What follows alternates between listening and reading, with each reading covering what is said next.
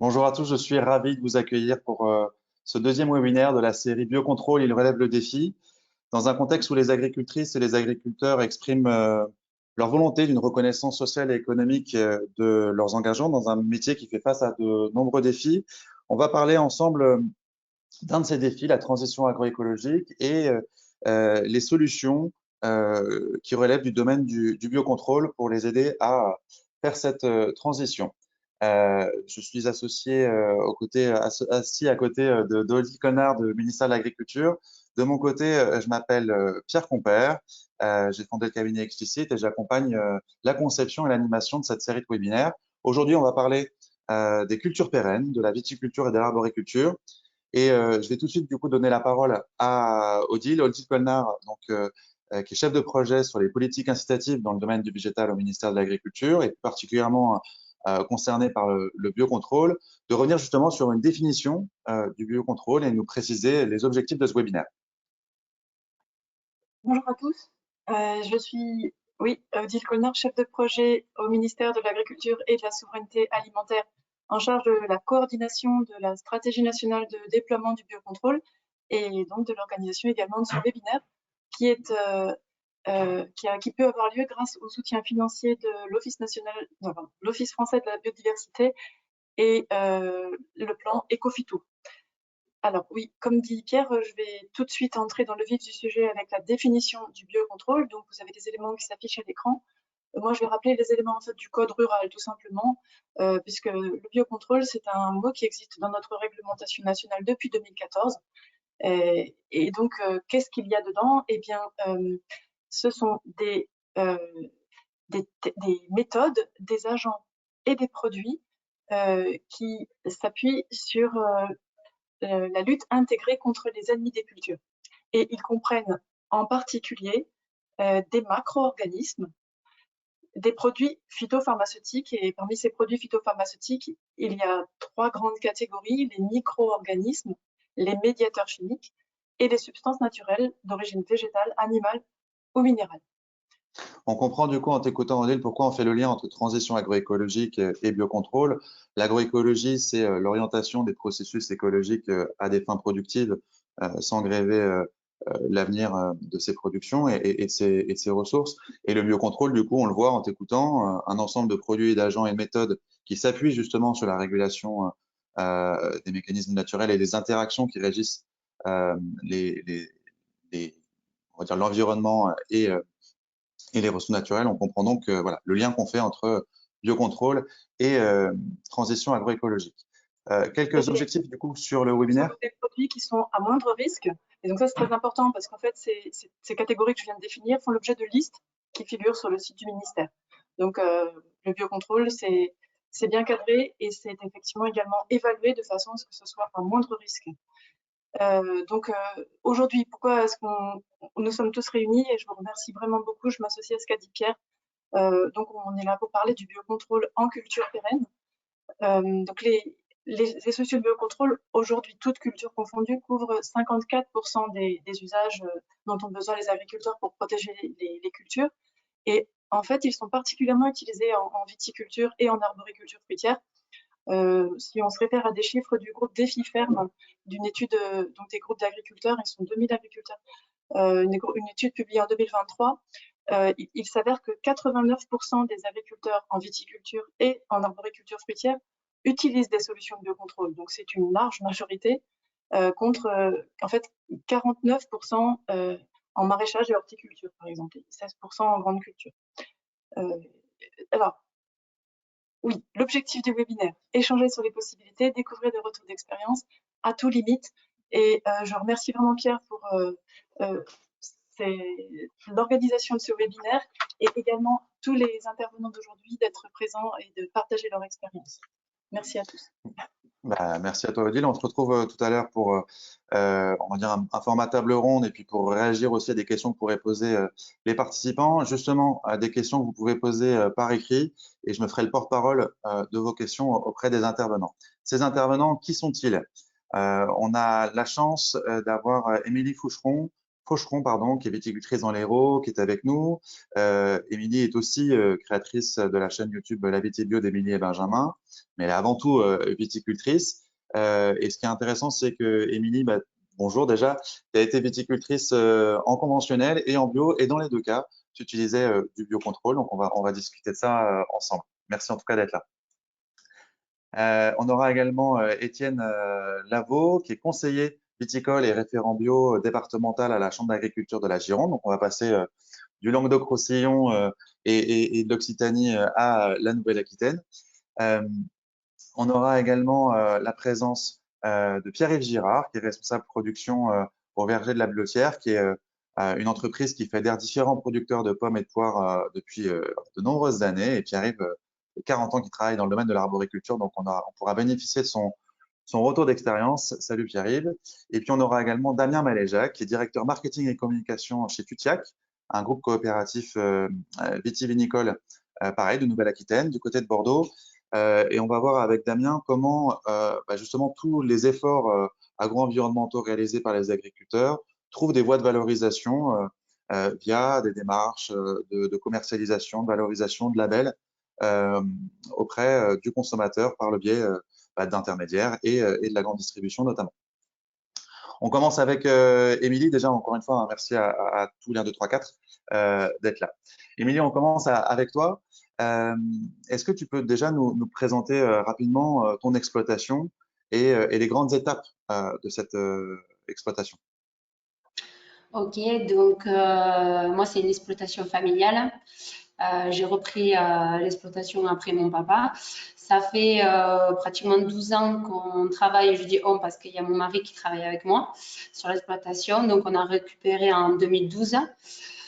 Grosso modo, il y a une soixantaine d'hectares de vignes quasiment d'un seul tenant. Donc ça, c'est plutôt sympa parce que ça nous évite de perdre du temps et puis on peut faire plein de choses super sur cette exploitation.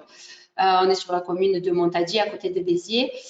Et comme tu le disais tout à l'heure, effectivement, en 2017, on a fait le choix de passer en agriculture biologique pour plusieurs raisons. C'est qu'on faisait quasiment plein de choses, effectivement, en conventionnel, qu'on faisait pratiquement vers le bio. Et puis, c'était quelque chose qu'on avait envie de changer. Et puis aussi, la tendance économique allait vers le bio aussi, quoi. C'était pas ce moment-là, quoi. On voit que là, c'est peut-être un peu plus compliqué avec dans un contexte d'inflation, on y reviendra. Mais ce que j'entends, c'est que tu utilisais déjà des méthodes de biocontrôle lorsque tu étais en agriculture non biologique, dite conventionnelle, et que finalement, la marche n'était pas si haute que ça dans ton contexte à toi pour passer en agriculture biologique. Quels étaient les enjeux, quels sont aujourd'hui encore toujours les enjeux en matière de protection de la vigne qui sont voilà, prégnants dans ton exploitation? Bon, alors le premier, le sachant que comme on est en bio, on est obligé de faire systématiquement du préventif.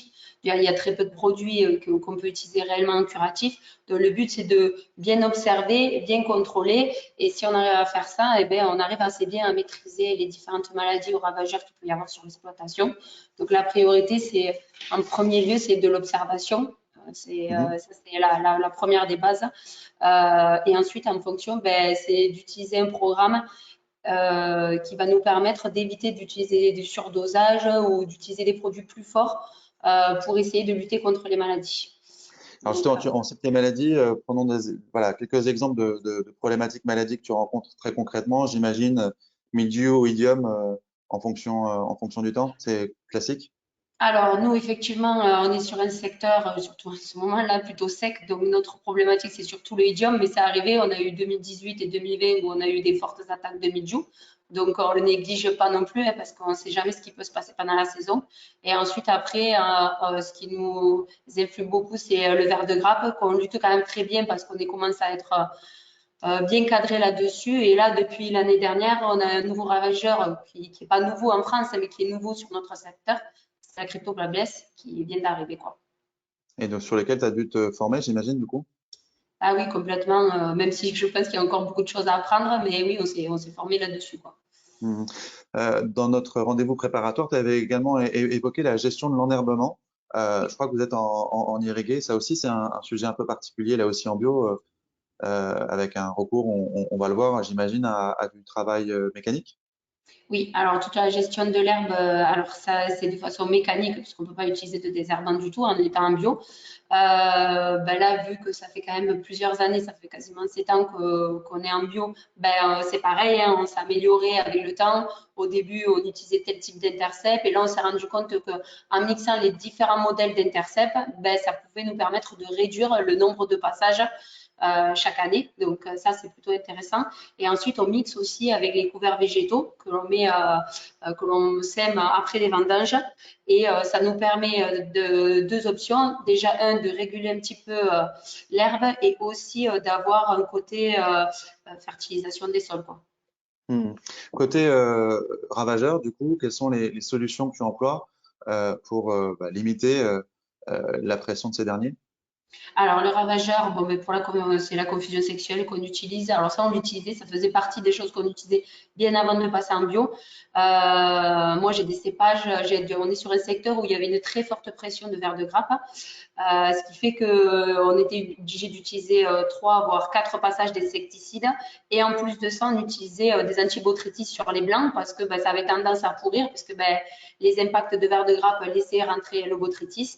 Et depuis qu'on utilise la confusion sexuelle, on n'utilise plus d'antibotrytis, je n'ai plus de perte de récolte. Bon, voilà, c'est vrai que pour nous, c'est quand même une grosse avancée. Et puis, c'est surtout que, certes, je fais un contrôle régulier pour être sûr que la confusion fonctionne, parce qu'effectivement, il peut y avoir des années où ça peut lâcher.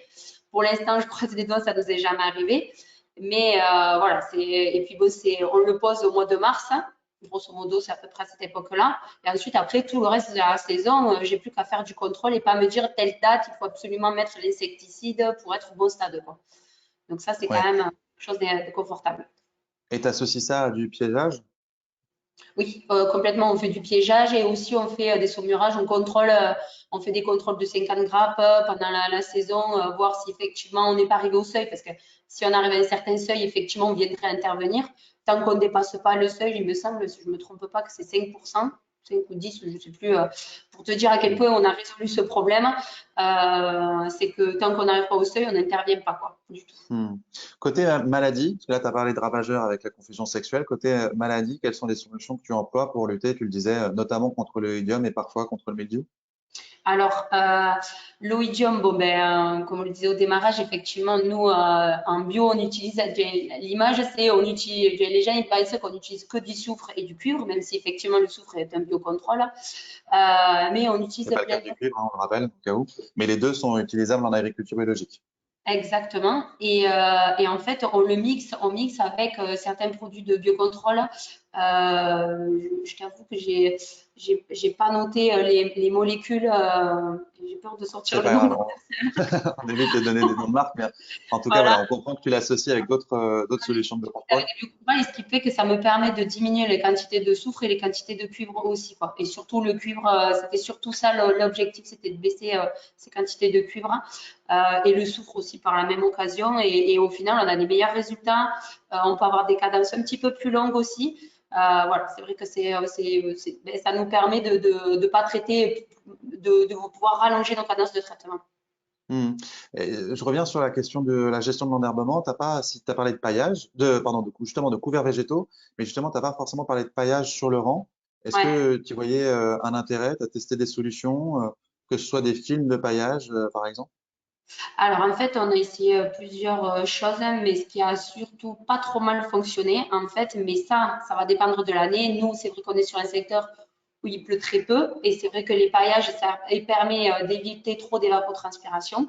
Et il y a une année, on a eu de la chance, au printemps, on a eu pas mal d'eau, les couverts végétaux avaient bien poussé, et on a utilisé un broyeur qui permet de récupérer, de broyer ce qu'il y a sur le rang de vigne et de renvoyer sur non, pardon, de broyer l'interrang et de renvoyer sur le rang de vigne. Mhm. Ça avait plutôt très bien marché parce que ça permet en fait d'étouffer les nouvelles herbes qui pourraient pousser et aussi ça permet de pouvoir garder un peu plus les sols, de garder l'humidité des sols le plus longtemps possible, quoi. Hmm. Et ça, Et c'est donc un ça, gros enjeu chez nous. c'est une pratique que tu as conservée? Non, parce que j'avais juste essayé le broyeur pendant un petit moment. Je ne l'ai pas acheté, mais ça marche très très bien. On ne peut pas tout acheter non plus, mais ça marche très C'est bien. sûr. Et ensuite, l'autre chose qu'on a un peu plus essayé, c'est d'utiliser des variétés de semences qui permettent, qui vont sécher quand l'eau va devenir compliquée, c'est-à-dire c'est des trèfles, etc. Et là, on va le faire sur le rang, sur la totalité du rang et l'interrang, ça va gagner en fait tout simplement. Et là, c'est pareil, ça permet de limiter aussi l'herbe de pousser. Et voilà, après, ça dépend, il y en a certaines, on peut faire ce qu'on veut, on est quand même obligé de passer de l'intercept. Mais on va dire que ça décale dans le temps. C'est surtout ça qu'on essaye d'avoir. On t'a évoqué certains atouts hein, du biocontrôle, notamment l'intérêt de permettre la réduction du cuivre qui, on le sait, peut avoir des conséquences sur la fertilité des sols, bien qu'utilisable en agriculture biologique. Quelles sont les limites, en revanche, que tu as pu rencontrer avec ces solutions? Alors après, il y a certains produits en biocontrôle, malheureusement, ils ne peuvent pas être associés directement dans le pulvérisateur avec des produits à base de soufre ou de cuivre parce que c'est des produits vivants. Et dans les biocontrôles, il y a des produits vivants et donc ce qui fait qu'ils vont être tués. Donc ça, c'est des produits qu'il faut faire à part. Alors déjà, je trouve qu'on fait des passages un peu trop réguliers vu qu'on a des cadences beaucoup plus serrées. Si en plus il faut faire des passages spécifiques, pour nous, c'est pas possible, quoi. Donc ça fait partie des contraintes. Il faut automatiquement que ça soit des produits qu'on peut mélanger dans le pulvérisateur directement. Ensuite, après, c'est vrai, je te disais que nous, on aimait bien essayer plein de produits différents.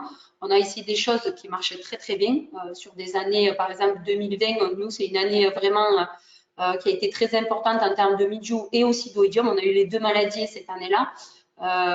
Et il y a des produits qui ont très très bien fonctionné où on a eu des super bons résultats, vraiment par rapport qu'on a comparé à 2018 qui là avait été aussi une année catastrophique. Donc voilà, après il y a des choses qui marchent très bien et puis il y a des choses qui marchent un petit peu moins bien. Et après surtout ce qui est très important, c'est qu'il faut savoir bien les associer, les utiliser tout seul. Là à l'heure actuelle, c'est pas possible. C'est souvent des associations avec effectivement une demi-dose de soufre ou une demi-dose de cuivre, quoi. Oui, parce que soufre et cuivre et d'autres produits utilisables en agriculture biologique ou là en l'occurrence avec le cuivre, avec le soufre, pardon, produits de biocontrôle, sont pas forcément anodins. Euh, le soufre pour les personnes ou le cuivre pour les sols. Et donc là aussi, il y a un enjeu d'utiliser des équipements de protection individuelle pour la préparation. Ah oui, par contre, nous, systématiquement, quand on prépare les pulvérisateurs, on est équipé avec masque, combinaison, les lunettes, les masques intégraux. On est équipé comme si on était en conventionnel, on n'a pas enlevé Hmm. nos EPI, quoi. Ça, on a tout gardé, quoi. Et EPI pour équipement de protection individuelle. On l'a compris aussi en t'écoutant, hein, c'est des produits qui nécessitent voilà, bien les positionner avec à nouveau un rôle clé, l'observation, justement pour euh, on va dire maîtriser ces produits qui parfois, on l'a dit, sont peut-être un petit peu plus complexes à utiliser. Comment tu t'es formé et auprès de qui tu te conseilles pour voilà, recourir à ces solutions à bon escient? Alors, il y a plusieurs choses qu'on a mis en place. La première chose, effectivement, on a un conseiller privé qui vient avec moi à peu près toutes les semaines, alors lui, il vient tous les 15 jours dans les parcelles. Moi, je viens toutes les semaines dans mes majorités de parcelles, effectivement, parce que j'ai des endroits clés, parce que je connais quand même bien mes parcelles. Ensuite, après aussi, on a mis en place une station météo avec une modélisation qui me permet aussi de prendre des décisions. Parce qu'on a toujours tendance aussi, nous, agriculteurs, d'avoir toujours peur de perdre nos cultures. Alors, on se dit, est-ce qu'on fait ou est-ce qu'on ne fait pas? Donc, la modélisation me permet aussi de m'aider à prendre vraiment des décisions. Et ensuite, après aussi, ce qui est intéressant, c'est que les produits, je les ai essayés. Je ne les ai pas essayés en grandeur nature sur toute l'exploitation. Ce que je fais, je prends un hectare et demi en général et j'essaye. Et en fonction des résultats que j'ai, soit je vais généraliser l'année d'après, soit même il y a une année, on a vu tellement de résultats dès les premiers traitements qu'on en a généralisé partout, quoi. Donc Hmm. voilà, c'est Justement, vraiment tu peux nous donner un exemple un ou deux exemples de réussite en termes de type de produit, et puis à l'inverse des produits peut-être que tu aurais écartés parce que dans ta situation à toi, ça fonctionnait pas. On sait hein, souvent en viticulture et en agriculture en général, la bonne réponse c'est ça dépend. Et donc voilà, dans ton contexte à toi, qu'est-ce qui a vraiment marché et quels sont les sujets que tu as plutôt écartés en matière de biocontrôle? Ok, alors il y a un produit, alors celui-là, c'est vrai que je peux pas en parler en bien parce que ça nous a vraiment sauvé la récolte en 2020. C'est un produit à base Si je me trompe pas, comme je peux pas vraiment te dire le nom commercial, c'est à base de crevettes, si je me trompe pas en fait. Et c'est un produit qui fait le midju et l'oïdium en fait. On a fait ses champs. Et là pour le coup, on a eu des très très bons résultats là-dessus.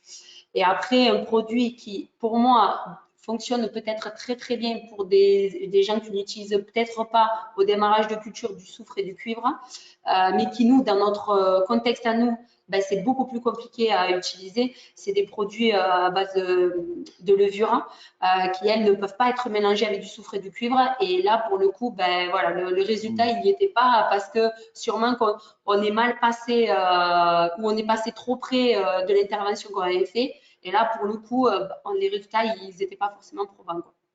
Bon, bah, super. Merci beaucoup, en tout cas, Émilie, pour ce premier témoignage. On va y revenir, hein. Moi, je retiens quelques mots-clés quand même. Observation, bon positionnement. Observation, d'ailleurs, tu n'es pas toute seule sur ton exploitation. Tu as aussi des salariés. J'imagine qu'eux Oui, aussi ont dû être formés et attentifs pour détecter les problèmes de manière la plus anticipée possible. exactement, parce que comme je te disais, en fait, si tu veux, je ne vais pas faire chaque rangée de vignes toutes les semaines, ce n'est pas possible, sinon je ne pourrais pas travailler. Mais par contre, ben, comme on est quatre à travailler sur l'exploitation, eh ben, il y en a un qui est dans tel secteur, il y en a un autre qui est dans un autre secteur, et ce qui fait qu'en fait, on les a formés, et puis s'ils ont un doute, au pire, ils ramènent la feuille, et tous les midis, de toute façon, on mange ensemble, et ce qui fait que ça nous permet de bien contrôler, de dire, ben voilà, j'ai vu ça, qu'est-ce que tu en penses? Et moi, je me dis, moi, j'y vais voir exactement. Donc, c'est un gain de temps et puis eux, ça les implique aussi sur l'exploitation. Donc, on les a formés pour contrôler les ravageurs, pour contrôler les maladies et être plus attentifs, quoi. Hmm. Merci beaucoup, Émilie. Tu restes dans le coin. Alors, je vais passer la parole maintenant tout de suite à Étienne Lavaux, qui n'est pas ton conseiller, mais qui est un conseiller viticole référent bio à l'échelle du département de la Gironde. Étienne, tu travailles à la Chambre d'agriculture de la Gironde. Est-ce que tu peux nous préciser peut-être tes missions et depuis quand tu vois le biocontrôle prendre une place très significative donc, bah, en l'occurrence là, chez les agriculteurs bio, mais plus largement peut-être dans la viticulture de la Gironde? Alors, donc, oui, je suis conseiller viticole bio à la Chambre d'agriculture depuis 2007 et je suis aussi, à côté de ça, viticulteur aussi. On a repris la propriété avec ma sœur en appellation Saint-Émilion.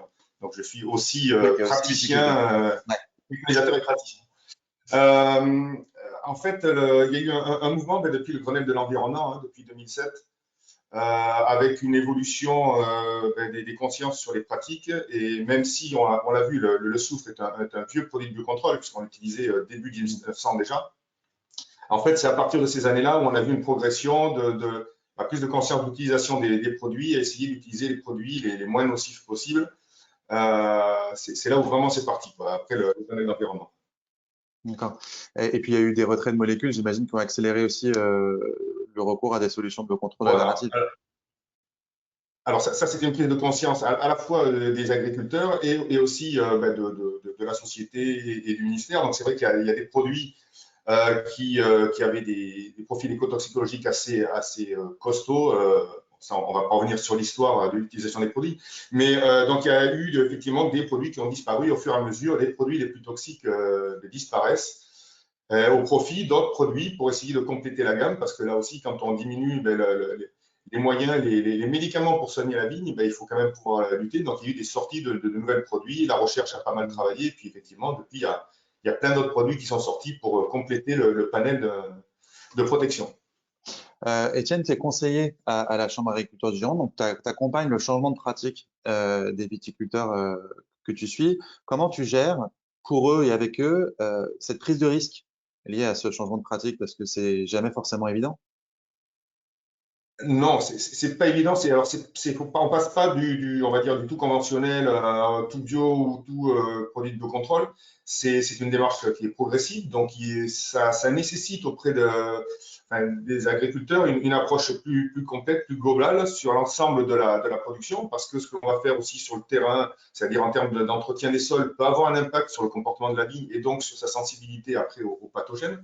Donc c'est une approche qui est assez longue. Il faut voir plein de choses. Et puis, on se met petit à petit à intégrer des produits de biocontrôle dans son calendrier de traitement. au détriment de produits qui étaient un peu plus costauds et qu'on va enlever. Et donc, ça, comme l'a pu le dire Émilie, ça se met en place avec aussi des expérimentations sur les propriétés pour comprendre l'utilisation des produits, mieux les positionner, et puis varier éventuellement l'utilisation des produits en fonction de son terroir et de son parcellaire, parce qu'on a des parcelles plus sensibles que d'autres, donc il y a des choses où on va mettre peut-être un petit peu plus de produits ou des doses un peu plus importantes. Voilà. Donc tout ça s'adapte sur l'exploitation et c'est un processus qui est assez long et c'est pas un processus de rupture, on passe du jour au lendemain de l'un à l'autre. Sinon, c'est souvent voué à l'échec. Il y a quand même pas mal de châteaux qui ont voulu d'un coup progresser trop vite et qui reviennent en arrière et estiment que ces produits ne sont pas forcément intéressants parce qu'ils les ont mal utilisés, malheureusement. Oui, c'est ça. Il y a un enjeu de bon positionnement, on l'a dit, de ces produits en fonction avec un Ouais. gros effort d'observation. Il y a besoin peut-être de plus de connaissances et d'implication aussi dans le suivi de la vigne. Émilie nous l'évoquait avec ses salariés et ses collègues qui viennent, voilà, qui sont formés aussi à ces observations. Et puis Ouais. il y a tout l'enjeu de prophylaxie également sur lequel peut-être tu voudrais insister. Oui, alors j'en ai parlé un petit peu tout à l'heure, effectivement, sur la prophylaxie, c'est-à-dire mettre en place tout un panel de pratiques qui vont à la fois limiter la pénétration des pathogènes sur les parcelles, mais aussi limiter leur développement. C'est un peu comme pour la maladie, pour les humains, hein, si on sort l'hiver en slip de bain, ben forcément, on est plus soumis à avoir des problèmes, alors que si on se protège à l'avance, on peut se prémunir de ça. Donc, ça sous-entend effectivement pas mal de choses à mettre en place. Ça peut être des épamprages pour éviter la pénétration du mildiou depuis le sol vers la vigne. Ça peut être des effeuillages qui vont être très utiles, notamment contre l'oïdium, parce que l'oïdium est sensible aux UV. Donc, si on met de plus en plus la récolte à la lumière, on va se prémunir de ce pathogène. Voilà, donc c'est plein d'autres actions qui, au cours de la saison, vont éviter l'installation et le développement des maladies. Mais donc, à contrario, ça demande effectivement pas mal d'efforts pour les agriculteurs. Donc, ça demande un investissement un petit peu plus important. Comme l'a dit Émilie, beaucoup d'observations, là aussi, pour attaquer le problème à la racine et pas attendre d'avoir la maladie ou les ravageurs qui infestent le vignoble avant de pouvoir agir. Donc, ça demande beaucoup d'anticipation et beaucoup de travaux complémentaires, alors qui ont des intérêts à côté. Hein. Quand on fait un effeuillage, et qu'on a des années pas trop lumineuses, mais ça aide le vignoble à augmenter les quantités de tannins, polyphénol. Donc, ça a d'autres côtés bénéfiques, mais c'est vrai que ça demande un petit peu plus de travail, souvent de main-d'œuvre. Ce qu'on entend aussi, c'est observation de prophylaxie avant même le recours à des produits. Hein, c'est un point aussi important. Le biocontrôle ne se résume pas à seulement des produits à substituer un pour un à des produits conventionnels. On voit bien que c'est un peu plus complexe que cela et surtout la clé se trouve dans des actions préventives. Et quels outils justement accompagnent le déploiement de ces solutions de biocontrôle et de ces méthodes? Euh, on entend beaucoup parler du bulletin de santé du végétal, mais il y a aussi d'autres outils, j'imagine. En fait, toute information qui va nous informer sur l'état sanitaire global, sur l'état sanitaire plus précis, donc ça nécessitera effectivement des observations sur son vignoble comme le fait Émilie, et ça c'est souvent primordial, on ne se rend pas assez compte, beaucoup de viticulteurs ne se rendent pas assez compte d'avoir une information vraiment locale sur leur vignoble. Donc le bulletin de santé végétale qui effectivement apporte des informations sur l'état sanitaire d'une région et en fonction des cultures, il y a des BSV en fonction des cultures et des régions, donc on arrive à avoir une idée globale du niveau d'infestation sur un département ou sur des zones viticoles, ce qui permet aux viticulteurs d'être en garde ou au contraire d'être rassurés sur ces pratiques quand ils voient que partout c'est le feu et que chez lui ça va bien, voilà, ça le rassure sur ces pratiques. Il y a, comme l'a dit Émilie, des OAD, donc des outils d'aide aux décisions, donc qui sont des outils informatiques qui nous permettent, avec des données notamment météo, d'envisager le comportement des pathogènes dans l'avenir. Donc ça nous permet là Notamment les aussi maladies. de se préparer à d'éventuels. Hein, Pour les on pense à maladies, des maladies, des modèles principalement. épidémiologiques sur Oïdium mildiou qui permettent d'anticiper les conditions favorables à l'émergence de ces maladies fongiques. Voilà, tout à fait. Donc des outils qui s'appuient sur la météo, et ça c'est clair, on va en reparler certainement, mais un des atouts majeurs de la bonne réussite de ces pratiques phytosanitaires, même sans parler de biocontrôle, mais encore plus si on utilise le biocontrôle, c'est aussi la précision de la météo, pour pouvoir anticiper que ce soit à la fois le développement des pathogènes, mais aussi les traitements, les positionnements des traitements. Donc, voilà, Justement, Étienne, la météo. Oui, Étienne, de ton côté, qu'est-ce que tu allais dire? Je voulais te faire dire un petit bilan sur les produits de biocontrôle, un peu la même question qu'Émilie, avec le retour d'expérience que tu en as, quelles sont vraiment les catégories de produits de biocontrôle qui te semblent aujourd'hui banalisables chez la plupart des viticulteurs et ceux pour lesquels il y a des points d'attention un peu particuliers sur lesquels il faut être plus prudent? Alors, nous, à la Chambre d'agriculture, on a un centre d'expérimentation, donc on teste des produits. Après, on travaille beaucoup en partenariat avec les sociétés phyto qui nous demandent de tester les produits en amont de leur développement. Et puis après, nous, on les teste aussi chez les viticulteurs qui veulent, comme Émilie, essayer sur un petit bout de parcelle pour pouvoir avoir une meilleure compréhension des produits. Alors, c'est vrai qu'en fonction des pathogènes, on a des gammes de biocontrôle qui sont plus ou moins importantes. Et il faut aussi, on va mettre les pieds dans le plat, il y a aussi des produits qui ne sont pas très efficaces, ou en tout cas qui ont des efficacités qui sont pratiques, mais dans des cas de pression maladie faible. Sauf que, bon, il faut connaître aussi le fonctionnement de ces produits pour pouvoir choisir les bons et au bon moment. Après, on a des produits qui sont connus pour être efficaces et puis de longue date. On a évoqué le soufre, c'est un des produits de biocontrôle qu'on utilise un petit peu partout, qui est très efficace quand là aussi on sait bien l'utiliser, et même à des doses bien inférieures à ce que peuvent recommander au départ les sociétés phyto. Donc la difficulté, c'est effectivement de bien connaître les produits et puis de savoir bien les utiliser en connaissant leur capacité, leur marge de capacité. Et Émilie citait tout à l'heure, je crois que c'est un participant qui me précise ça, que ça devait être le chitosane ou le chitosane, je ne sais pas comment on le prononce, le produit à base de crevettes que tu évoquais, Émilie. Oui, c'est sûrement ça. Et Étienne, justement, un regard sur cette catégorie de produits, est-ce que c'est quelque chose qui fonctionne bien selon toi? Alors, là, on est sur des produits anti-mildiou. Nous, c'est vrai que en façade atlantique, on est particulièrement exposé au mildiou plus qu'à l'oïdium. Nous, l'oïdium, on le traite très bien avec un petit peu de soufre, avec même des doses qui doivent faire peut-être bondir Émilie. Quand on travaille à 2, 4, 5 kilos de soufre, ça suffit largement. Après, là, sur le mildiou, c'est un des pathogènes qui est quand même les plus costauds. Et qui est le plus difficile à arrêter quand il est parti. Alors, c'est déjà le cas avec le cuivre, malheureusement. On sait très bien que quand le mildiou est bien parti, le cuivre ne fait que ralentir, mais quand le mâle est à l'intérieur, parce que le mildiou pénètre à l'intérieur du végétal, c'est beaucoup plus compliqué. Typiquement, voilà, sur les anti-mildiou, on a des produits qui ont des spectres d'efficacité qui sont bien inférieurs et qui sont un petit peu plus délicats à utiliser, donc ils sont plus en complément du cuivre. Mais clairement, on n'en a aucun qui soit à la hauteur des épaules, même, je dirais, de la cheville du cuivre. Donc, le cuivre, on peut certainement on l'a dit, pas se passer pour l'instant, et on pourra compléter avec ces produits-là. Sur l'oïdium, on a des produits qui marchent beaucoup mieux et avec un spectre plus intéressant. Donc, on peut un petit peu plus substituer le soufre, qui lui aussi a des côtés un peu négatifs vis-à-vis de l'atmosphère ou des praticiens, c'est-à-dire des personnes qui sont dans les lignes. Donc là, on peut effectivement substituer un petit peu plus facilement le soufre, mais qui est déjà un biocontrôle, donc qui est déjà intéressant.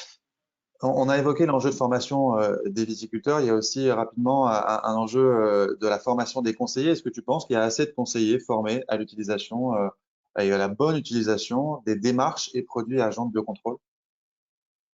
Alors oui, il y en a pas mal, il pourrait y en avoir encore plus, mais comme il pourrait y avoir encore plus de conseillers chez les viticulteurs, le problème c'est le coût. Nous, à la Chambre d'agriculture, on prend absolument les accompagnements des exploitations, surtout pour ces phases de changement, de transition, où ça ne provise pas. Soit on est un peu plus technicien et on peut le faire, soit on l'est moins et c'est pas évident de se mettre à utiliser ces produits, etc. Oui, nous, on sait que c'est le nerf de la guerre, le conseil et l'information technique. On le voit très bien avec les fermes défis. Quand ces exploitations-là rentrent dans les fermes défis, on a très rapidement une progression et une diminution du nombre d'IFT, donc d'utilisation des produits phytosanitaires Et ça, c'est normal. Enfin, dès qu'il y a des changements, c'est plus compliqué de le faire tout seul que quand on a quelqu'un qui vient vous montrer comment ça fonctionne et comment les utiliser. Mais la difficulté, c'est ça, c'est l'accès au conseil. Alors, dans beaucoup de régions, il y a quand même des aides et des conseils régionaux qui accompagnent les exploitants à ce changement, mais il faudrait que ce soit un petit peu plus terrain pour eux. Voilà. Il y a peut-être encore trop de viticulteurs qui sont hors des circuits d'information, de formation, et c'est un point sur lequel tu souhaitais assister. Et puis, voilà, on a compris aussi en vous écoutant tous les deux l'enjeu de dépasser le préventif systématique, plus d'observation, plus de prophylaxie, ce qui veut aussi dire être très fin sur la connaissance et les prévisions météo. Qui est peut-être un sujet aussi là de développement à venir. Une dernière question avant d'aller vers la suite. Est-ce que tu as des exemples de produits alternatifs au soufre? Tu as évoqué voilà, des solutions qui étaient plutôt fonctionnelles de ce point de vue-là. Est-ce que tu as en tête une catégorie de produits ou un type de produit pour répondre à la question de l'un des participants, ou alors on lui apporte la réponse parallèlement? Oui, un des produits donc, qui est ressorti assez régulièrement dans des essais qu'on a pu aller voir, soit qu'on a testé. Il y a des molécules comme le Kosoga qui est assez intéressant. L'huile essentielle d'écorce d'orange, peut-être un peu plus, peut-être sur le milieu, mais avec là aussi des conditions d'utilisation qui sont assez délicates parce que on peut aller même jusqu'à brûler un peu la vigne s'il est mal utilisé avec des associations de produits. Mais oui, sur le Kosoga est un des produits qui est intéressant. Après, on avait aussi des carbonates de potassium ou de sodium qui fonctionnent pas trop mal sur l'oïdium aussi. Mais là, après, on va être confronté à la pratique réelle des agriculteurs et je vais parler de coûts. Et là, on a des produits qui sont malheureusement beaucoup plus chers que des soufres. Donc, je ne vais pas forcément faire de pub pour certains produits quand on a des produits anciens que l'on sait utiliser et qui coûtent un peu moins cher. Voilà, on a le souci aussi de l'économie chez les agriculteurs. Ouais. Et Émilie, un dernier point hyper rapide, s'il te plaît. On n'a pas parlé de qualité et de rendement. Est-ce que aujourd'hui, alors bon, on sait que tu es en bio, donc c'est un système de production particulier, mais est-ce que voilà, tu es confiante grâce aux méthodes, produits et agents de biocontrôle que tu mets en place sur la qualité et le rendement de tes vins? Alors honnêtement, tu sais, c'était une de nos quand on est passé en bio, on a eu peur aussi de perdre du rendement. C'est vrai que la plupart des gens disent bah, dès que tu passes en bio, tu perds du rendement. Honnêtement, alors on enlève les années gel, on enlève les années sécheresse, voilà, parce que bon, ça. Que ce soit conventionnel ou bio, tout le monde y passe. Ouais. Exactement. Mais en fait, au final, j'ai gardé, peut-être qu'on est une exception, je sais pas, mais en attendant, on a gardé les mêmes rendements et la même qualité que ce qu'on avait en utilisant des produits de synthèse classiques, quoi. Donc, je pense que, en fait, c'est un tout. Après, comme je disais, on est passé par étapes, hein, et puis Étienne l'a dit aussi, hein, tu peux pas passer du tout conventionnel à tout biocontrôle ou tout bio, ça, ce serait vraiment dangereux de faire ça. Mais en fait, il existe plein de choses à mettre en place et qui permettent de garder la qualité et la quantité, quoi. C'est tout à fait possible. Encore une fois, on n'est pas en train de prendre ton discours pour une généralité, on parle bien de ton cas particulier, de ton organisation, etc. Étienne, un dernier mot? Vraiment un dernier mot? Je n'ai pas parlé des autres biocontrôles, on a parlé d'idiom, mais il y a aussi sur les insectes, comme a pu l'évoquer Émilie. Et là, par contre, on a une gamme qui est beaucoup plus costaud, qui est vraiment utilisable par rapport à des produits conventionnels et qui fonctionne très très bien. Sur la confusion sexuelle ou sur des insecticides, là par contre on a des gammes de produits qui sont très intéressants. Ouais. Super, merci beaucoup à tous les deux pour vos témoignages croisés sur voilà, la viticulture, en particulier en bio, mais surtout ce qui nous intéressait, c'était le biocontrôle qui peut également s'appliquer dans des parcelles viticoles en conventionnel. On va avoir on va dire un contrepoint, un regard différent avec mais complémentaire, avec Pierre-Yves Girard, qui est responsable de la production au verger de la Bleuetière. Je l'ai dit que c'était une entreprise qui fédère différents producteurs.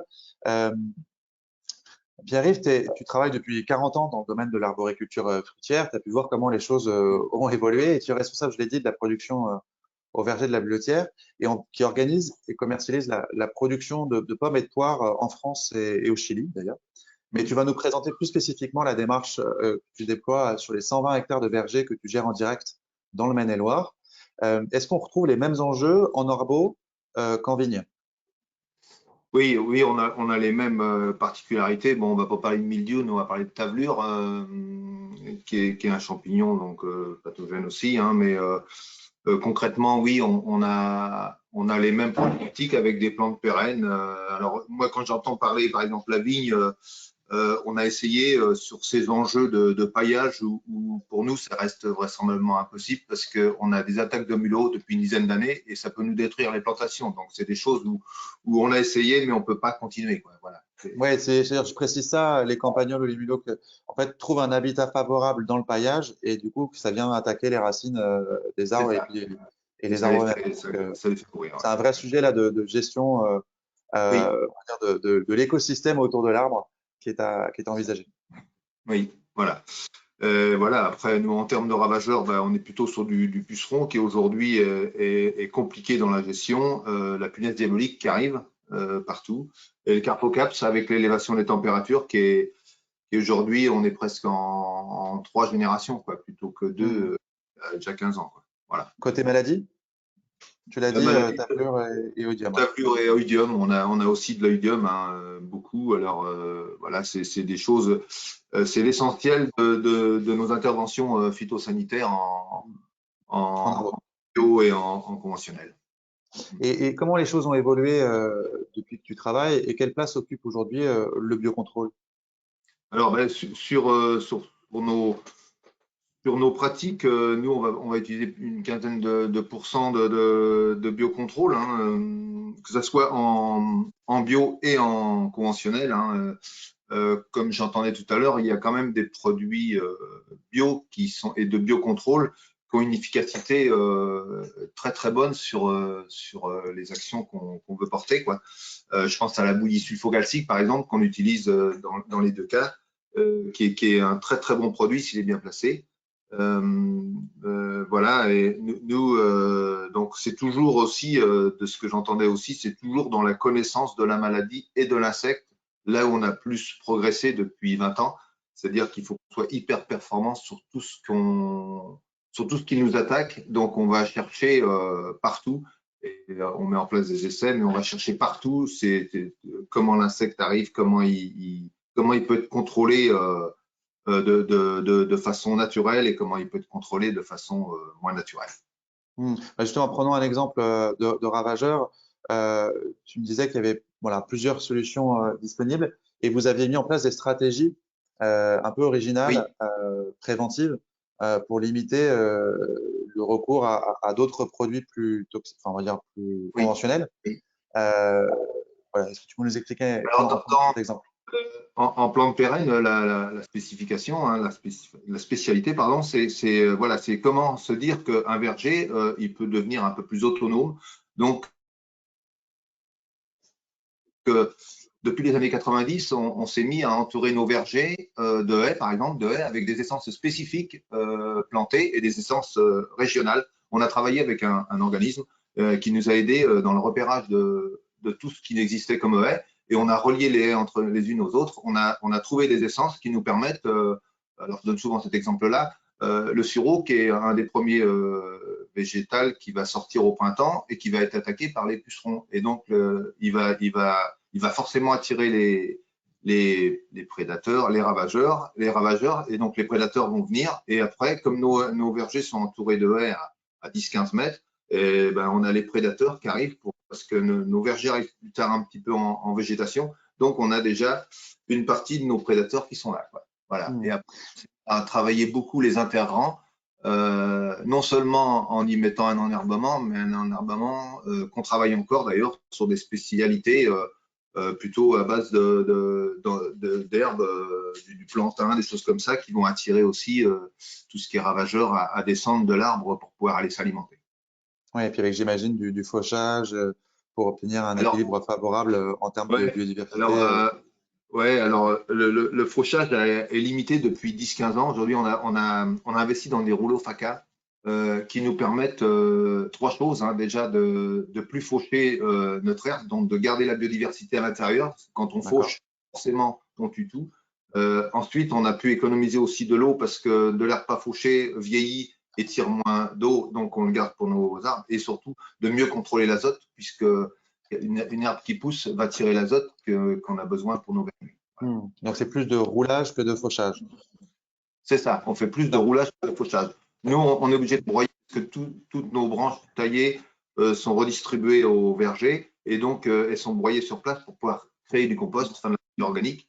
Et ensuite, nous, on est obligé de broyer juste avant la cueillette une fois parce que comme on est pas du tout mécanisé, que tout se fait à la main, les gens ils pourraient pas marcher dans de l'herbe qui est trop haute ou trop loin. Avant de passer aux maladies, un dernier point sur les ravageurs. Je ne crois pas que tu aies évoqué la question des huiles qui sont un produit biocontrôle qui a l'air de bien marcher avec des stratégies automnales qui nous semblaient originales.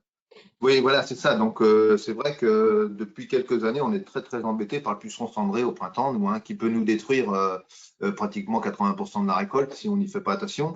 Et donc, on a mis en place une stratégie automnale, mais en apprenant à connaître aussi comment le puceron venait déposer ses œufs au printemps.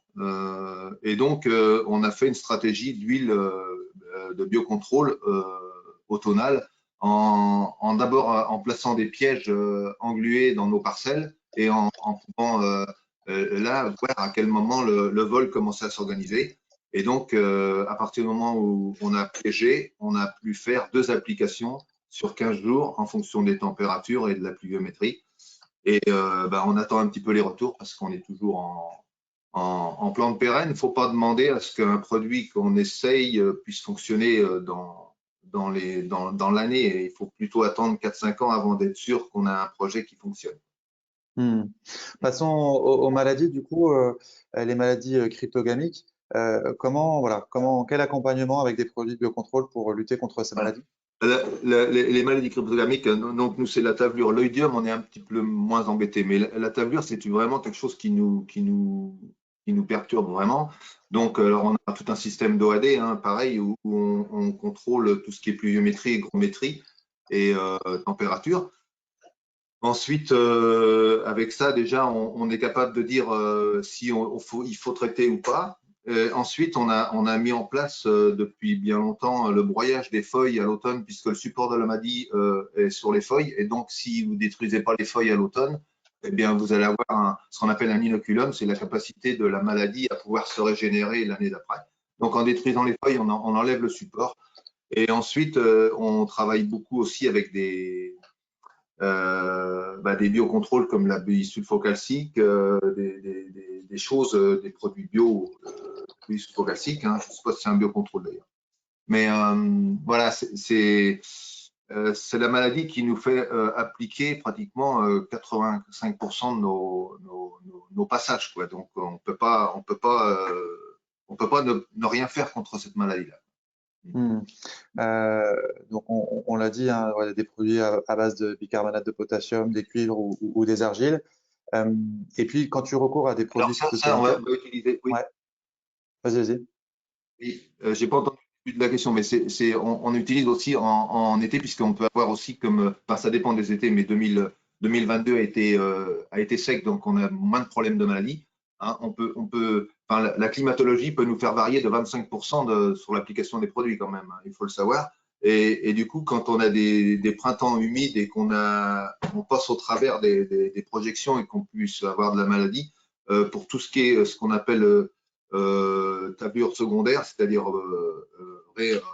réinfestation l'été quand il pleut.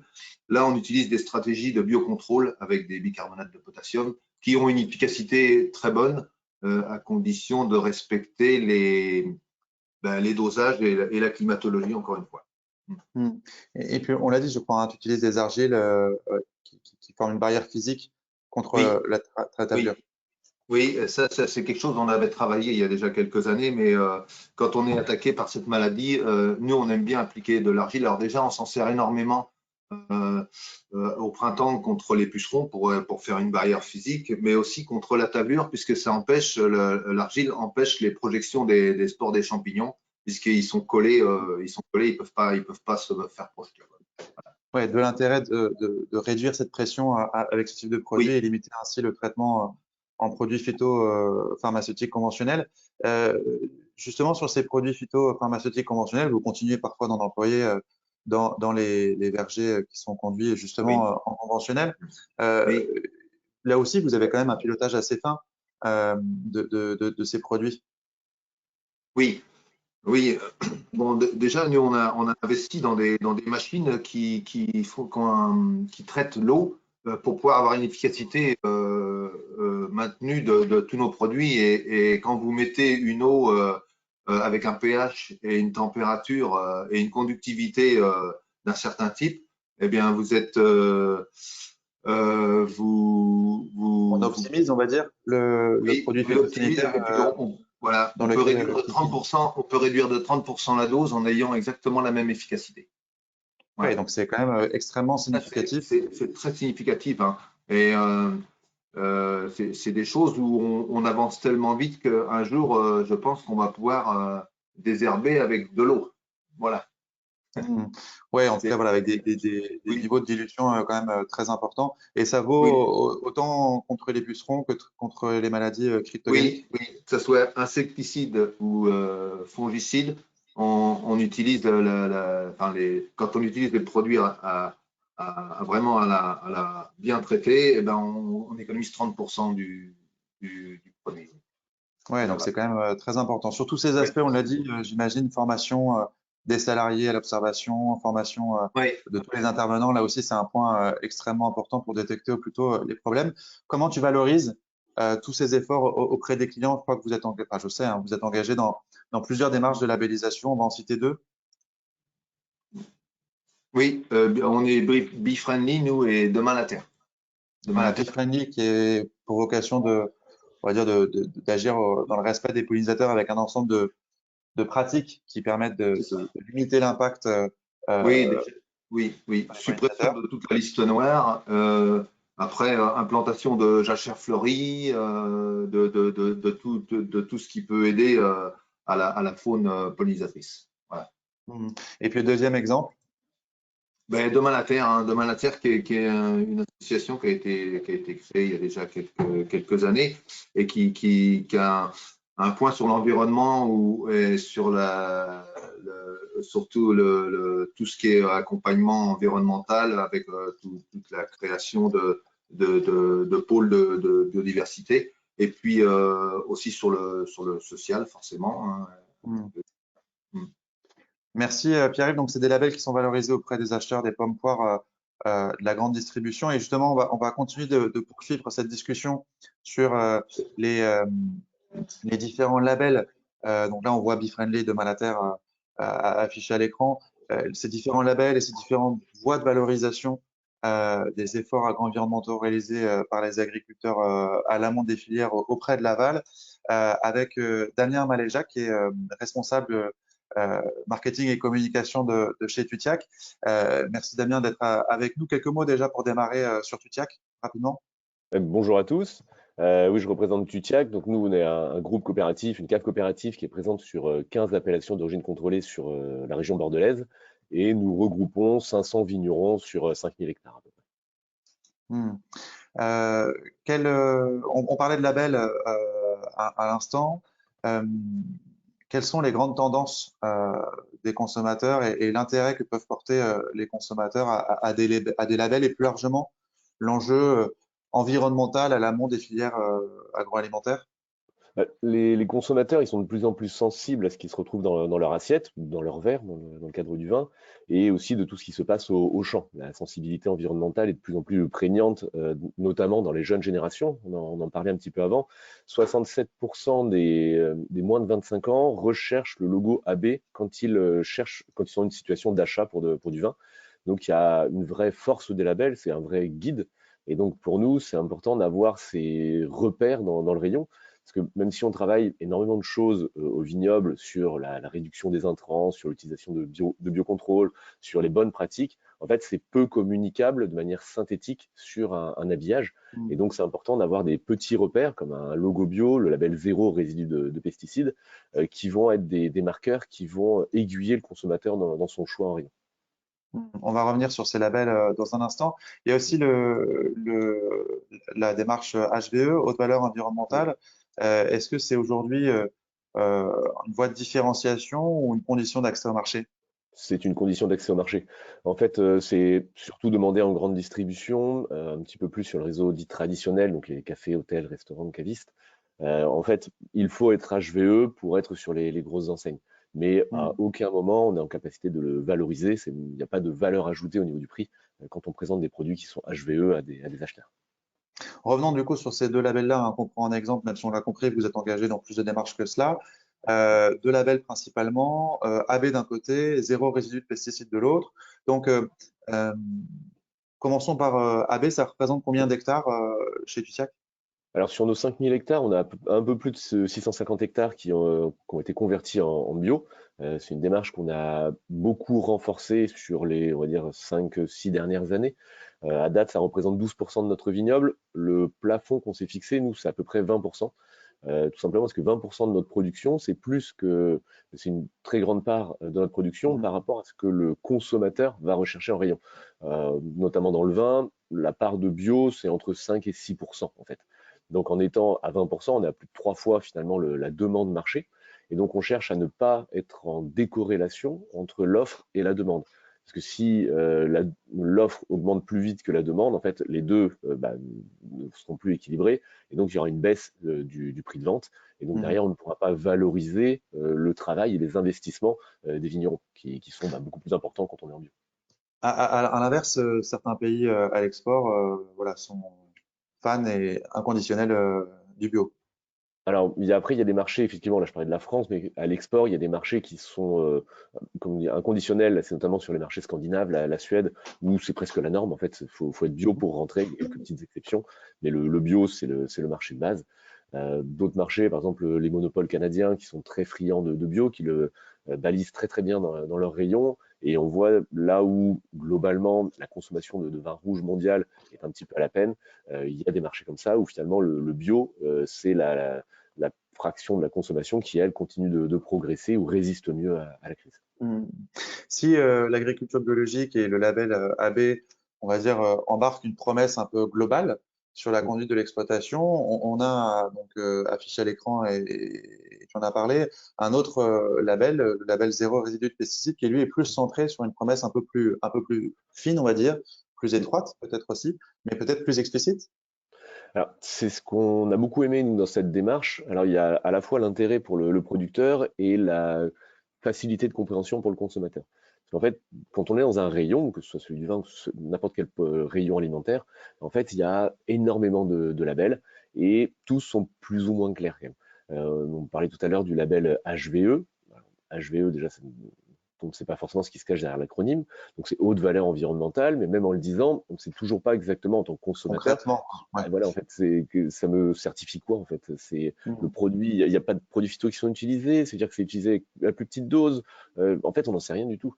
Donc, en fait, on cherchait des labels qui soient clairs. Alors, le label agriculture biologique, finalement, est connu. Je disais, deux Oui, consommateurs sur facteur trois de chez les confiance recherches. globalement Il y a une confiance, ce mais on ne sait label. pas forcément ce qu'il y a derrière. Quand on interroge les consommateurs, ils disent oui, on ne traite pas, si on traite, mais pas beaucoup, c'est les mêmes produits, mais en plus petite dose. Il y a un flou quand même de compréhension du consommateur derrière le Oui, mot. je précise bien ton propos quand tu dis on ne sait pas ce qu'il y a derrière. C'est-à-dire que le cahier des charges, lui, est extrêmement strict, hein, que ce Ah oui, soit dans les différents labels qu'on évoque. C'est du point de vue du consommateur, c'est exactement. pas forcément évident de comprendre tout de suite ce qui se cache derrière ces labels, en tout cas quel est le contenu de ce cahier des charges. Voilà. Exactement, en fait, c'est le cas généralement pour tous les labels, le cahier des charges est extrêmement clair. HVE, il y a un cahier des charges qui est très rigoureux. L'agriculture biologique, c'est un cahier des charges qui est très rigoureux. Donc le producteur, lui, il sait clairement ce qu'il est en train de faire. Oui. Par contre, le consommateur n'a pas cette éducation, n'a pas cette connaissance-là. Donc finalement, il achète, mais sans réellement connaître finalement ce que promet le label qu'il est en train d'acheter. Il se fie plus à sa notoriété finalement qu'au réel contenu de son cahier des charges. Depuis L'avantage combien de du label. temps, oui, pardon, depuis combien de temps vous êtes engagé dans le label zéro résidu de pesticides et quel avantage justement tu y trouves?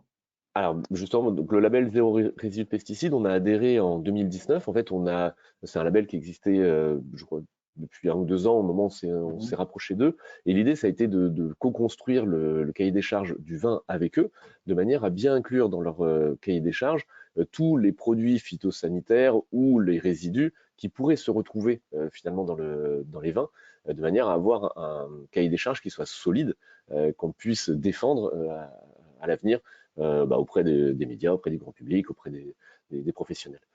Donc ça, nous, on a commencé en 2019 et on a pu certifier dès le millésime 2018 où on avait mené finalement comme il fallait finalement au vignoble pour garantir l'absence de résidus de pesticides dans le vin. Parce que ce que dit le label et ce qu'il garantit, c'est l'absence de résidus dans le produit fini.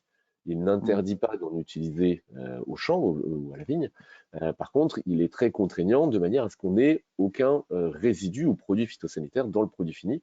Donc, c'est utiliser des produits qui ne tracent pas, qu'on peut utiliser au champ, mais qui ne vont pas se retrouver dans le fruit, dans le produit fini, ou utiliser des produits à des moments donnés, avant la floraison, avant la sortie des feuilles, etc., de manière à garantir l'absence totale de produits au seuil de quantification des laboratoires actuels. Ouais. Donc, que ce soit des produits de biocontrôle d'ailleurs ou des produits phytopharmaceutiques conventionnels, comment ça s'articule du coup bio, zéro résidu de pesticides, du point de vue des producteurs, du point de vue de l'organisation TUTIAC et puis même en termes de segmentation de produits et de valorisation des produits in fine, voilà, quel est on va dire l'ordre dans les différents prix? Alors, au niveau de la valorisation derrière, ce qui est le plus valorisé chez nous, c'est le bio. Ça reste le En bio, ouais. moyenne, est valorisé à peu près 30% sur le produit fini. Au niveau du vigneron, il y a une survalorisation, hein, parce qu'après, dans le produit fini, il y a une part de vin, mais il y a une part de matière sèche, il y a une part de marketing, de commerce ou autre, qui, elle, est identique entre un produit bio ou un produit conventionnel. Donc, mais pour le consommateur, ça se traduit par, grosso modo, une tendance à plus 30% sur le prix de vente final. Là où ce qui nous intéresse sur le label zéro résidu de pesticides, c'est qu'on a une valorisation qui est 2 fois moindre. On est à peu près à plus 15% sur nos prix de vente quand on est sur un produit zéro résidu de pesticides. En fait, ça s'explique notamment par les contraintes un peu moindres sur le producteur en amont. Le bio, tout le monde connaît, 3 ans de conversion, l'impossibilité totale d'utiliser des produits conventionnels sous peine de perdre son label, et label, pas pour 3 ans. Donc derrière, il y a une Sauf dérogation, on le précise. Exceptionnel, ouais. Et peut-être du coup, c'est un moyen pour certains viticulteurs en conversion bio de valoriser leur production en cours de conversion via un label zéro résidu de pesticides si jamais ils respectent aussi ce cahier des charges en attendant. En fait, nous, on a décidé d'additionner finalement les deux cahiers des charges. Les deux ne s'opposent pas, les deux se complètent. On a donc des agriculteurs qui sont en conversion, et donc il y a 3 ans pendant lesquels on a les investissements du bio, les investissements de mécanique, les investissements de temps, qui sont ceux de l'agriculture biologique, mais qu'on a du mal à valoriser sur les produits en transition. Et donc en fait, nous, du fait du respect en plus du cahier des charges du zéro résidu de pesticides, on certifie finalement nos raisins et nos vins en conversion zéro résidu de pesticides. Donc ça permet d'amener une survalorisation de ces produits-là.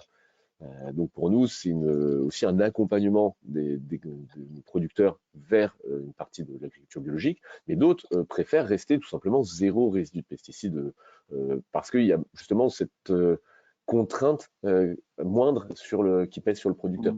Parce que, en fait, ce qu'il faut garantir, c'est de respecter le cahier des charges dans l'année de production et de s'assurer que le produit fini est exempt de résidus ou de pesticides dans la limite de quantification.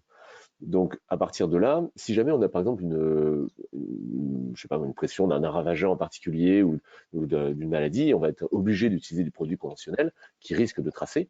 Dans ce cas-là, on perd le label sur une année et on maintient sa récolte. On a par contre, on n'a plus la surprime du label, mais on peut quand même le valoriser en conventionnel. L'année suivante, on peut de nouveau rentrer dans le cahier des charges et de nouveau se faire labelliser zéro résidu de pesticides. Donc on ne perd pas le label sur 3 ans, on n'a pas ces 3 ans de conversion. Donc il y a finalement une souplesse un peu plus importante pour les vignerons, même si dans la pratique, en fait, une fois qu'ils ont le label, on se rend compte que 99% n'ont pas besoin de revenir en arrière et d'utiliser des produits dits conventionnels ou qui tracent. Donc, qui trace, hein. Encore une fois, il peut y avoir des produits de biocontrôle qui tracent. Je crois que c'est le cas notamment, et un participant le mettait en avant aussi avec les phosphonates, si je dis pas de bêtises, contre le mildiou. En tout cas, c'est effectivement des produits un petit peu spécifiques sur lesquels il faut être attentif et qui du coup sont, on va dire, euh, sur lesquels la démarche zéro résidu de pesticides, dans les limites de quantification, on précise, est attentive. Mais effectivement, tout ce qui est phosphonate, acide phosphonique, a tendance à tracer très très bien. Ouais, donc ça, c'est un sujet important. Encore une fois, les produits de biocontrôle sont pas forcément anodins. On y reviendra en conclusion, même s'ils sont très largement moins risqués a priori. Comment les adhérents ont adopté la démarche et comment vous les accompagnez concrètement sur le terrain? Alors, dans le cas Les adhérents particulier de la coopérative Tudiac. voilà, dans le cas particulier de Tutiac, nous, ça a été assez simple parce que on est dans des démarches environnementales. C'était Agriconfiance dès le début des années 2000, donc qui est Ouais, qui a un l'équivalent. cadre, on va dire, Voilà, d'organisation c'est des filières et des démarches de certification associées. voilà, au niveau des coopératives, ça a eu une équivalence du niveau 2 de la certification environnementale. Donc ensuite, quand on est passé au niveau 3, dit HVE, finalement, ça a été un peu plus contraignant, mais ils avaient l'habitude de travailler des cahiers des charges très rigoureux, d'être suivis. Donc, que ce soit ensuite de partir sur le bio, de partir sur le zéro résidu de pesticides, ils avaient l'habitude d'avoir un conseil précis, d'avoir un parcours culturel adapté chez eux et de suivre un cahier des charges. Donc, chez nous, ça a été relativement simple. Euh, donc au final, c'est très bien cadré. Et nous, en fait, ce qui est important de manière à accompagner les vignerons, c'est d'avoir des techniciens sur le terrain qui font à la fois des tests sur les molécules, qui définissent des parcours culturels et qui les adaptent aux spécificités de chacun de nos vignerons. Parce qu'on a des vignobles qui vont du bord d'estuaire, donc avec des influences plutôt marines assez fortes. On a des vignes qui vont plus vers le Saint-Émilionnais, dans le Fonsadé, donc plus loin de la façade maritime, mais quand même avec des rivières. On va dans le Sauternais, où là, on a la pourriture noble, le botrytis, donc des zones très humides. Donc tout ça, c'est des caractéristiques pédologiques qui sont très variées, du calcaire à l'argile, en passant par les sables. Donc tout ça Oui, donc voilà, nécessite à chaque fois, une adaptation des pratiques déployées. complètement. Justement, quelques exemples de pratiques recommandées et déployées, et certaines, j'imagine, qui sont encore à l'essai. Alors, nous, on a une obligation sur les appellations d'origine contrôlée d'avoir de l'enherbement 1 rang sur 2. Et dans la pratique, une fois qu'on est équipé pour travailler les adventices, l'herbe sur 1 rang sur 2, finalement, autant le faire sur tous les rangs, d'autant qu'on a travaillé énormément de recettes, on va dire, de plantation qui s'adaptent à chaque caractéristique pédologique ou de vignes qui sont plantées dessus. Si on cherche à décompacter les sols, si on cherche à rapporter de la matière azotée, on a des mix de graines qui vont pouvoir s'y adapter. À côté de ça, on veut créer une biosphère qui soit équilibrée. Donc, on travaille beaucoup de plantation de haies. On veut travailler de plantation d'arbres. Donc, il y a des zones de forêt, de bocage qu'on cherche à maintenir, de manière à avoir une vie riche et des sols qui eux-mêmes soient plus riches. Et Tendre vers une vitiforesterie, pour reprendre le terme d'agroforesterie appliqué à la viticulture. C'est un petit peu ça, et justement, vous voyez là sur les dernières années où on a eu des aléas climatiques assez forts. Alors malheureusement, contre la grêle, on peut pas grand-chose avec de l'enherbement, mais par contre, quand on a des phases de sécheresse ou quand on a des phases de pluie importantes, on s'est rendu compte finalement que nos vignes qui sont conduites de cette manière-là résistaient beaucoup mieux finalement aux aléas climatiques, avec un couvert végétal qui allait limiter l'évaporation, avec un système racinaire finalement qui était beaucoup plus performant et qui derrière permettait à la vigne de mieux se comporter dans des phases de stress hydrique ou au contraire de trop plein d'eau.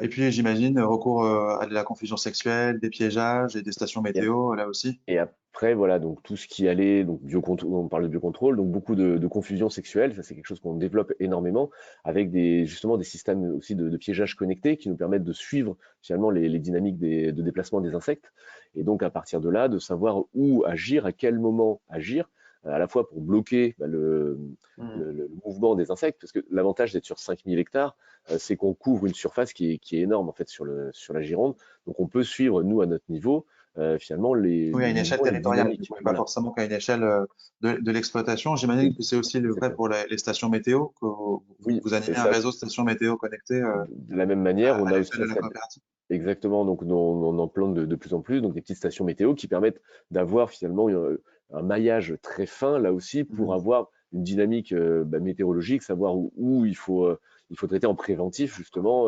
ou non sur les zones où il y aurait besoin de contrôler l'humidité, se prévenir du milieu. Étienne évoquait ça tout à l'heure, hein, cet enjeu d'avoir une approche assez fine de la météo.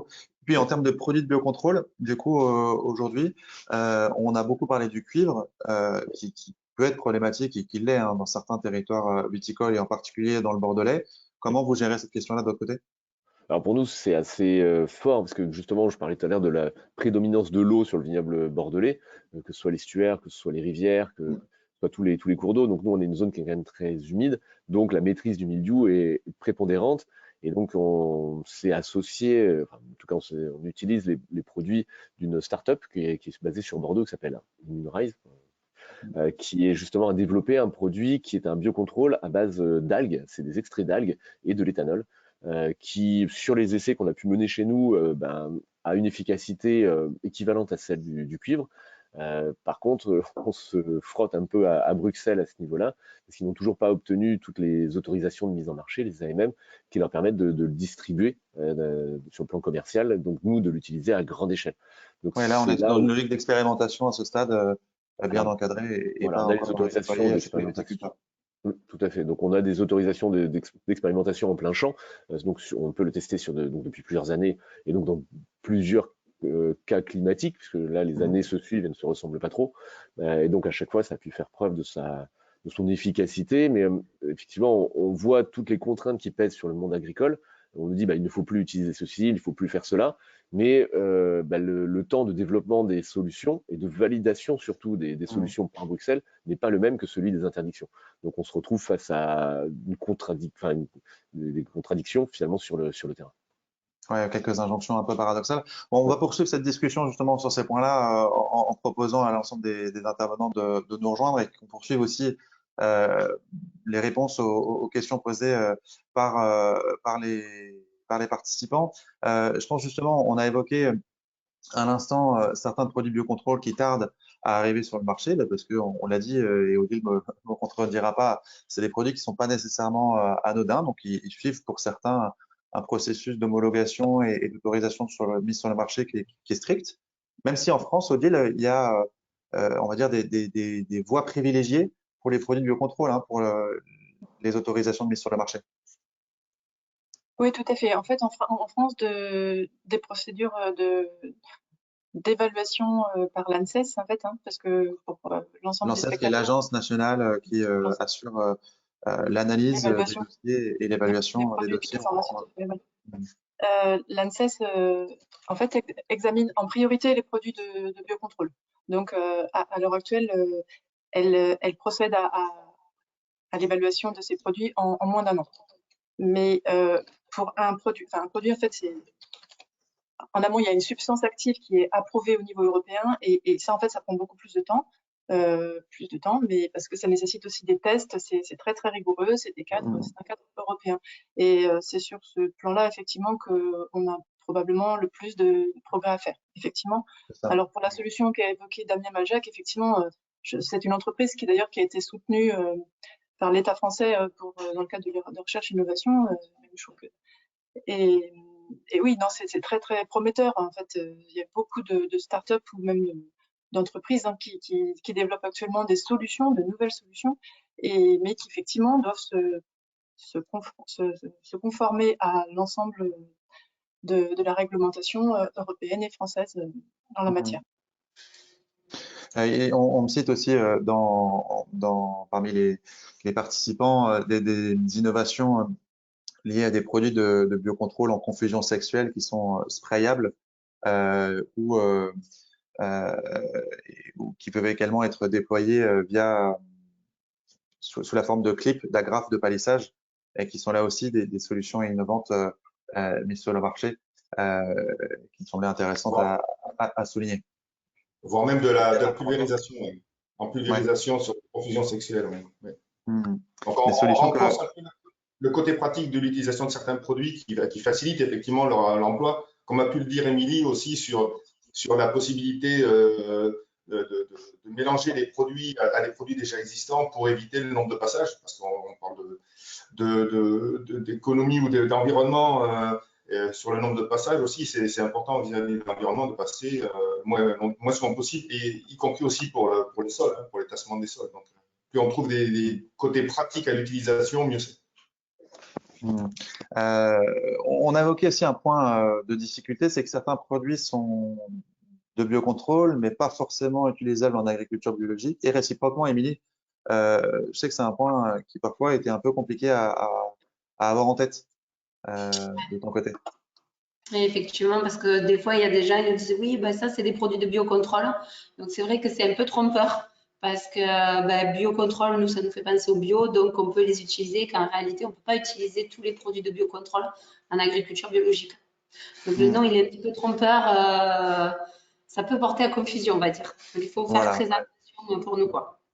Une confusion qu'on ne retrouve pas hein, dans d'autres langues. En anglais, on parle de organique pour dire biologique, agriculture biologique. Et donc là, on n'a pas ce problème-là, même si justement à l'échelle européenne, et donc on l'imagine en anglais, il y a un enjeu de reconnaissance du terme biocontrôle et d'avoir un cadre réglementaire dédié et spécifique à ces produits-là. C'est pas encore le cas. Il n'y a pas encore de définition du biocontrôle à l'échelle européenne, contrairement à ce qu'on trouve en France. Peut-être, Odile a justement un exemple de produit qui est considéré comme du biocontrôle. Je pense notamment peut-être aux phéromones et pour certains types de phéromones, et puis qui sont pour autant pas UAB, utilisables en agriculture biologique.